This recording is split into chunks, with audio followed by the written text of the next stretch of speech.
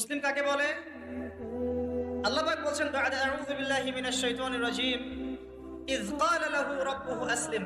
হে নবী মুহাম্মদ সাল্লাল্লাহু আলাইহি ওয়াসাল্লাম, যখনই আমি আল্লাহ ইব্রাহিমকে বলেছিলাম আত্মসমর্পণ করো, বুঝুন কথাটা, যখনই আমি আল্লাহ ইব্রাহিমকে বলেছিলাম আত্মসমর্পণ করো, ক্বালা ইব্রাহিম বলেছিল আলাইহিস সালাম আসলামতু লিরাব্বিল আলামিন, আমি জগৎ সমূহের প্রতিপালকের নিকটে কি করলাম?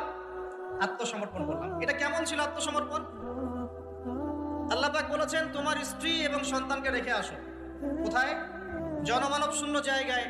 তখন কাবাঘর নির্মাণ হয় নাই, সেখানে খাবারও নাই, পানিও নাই।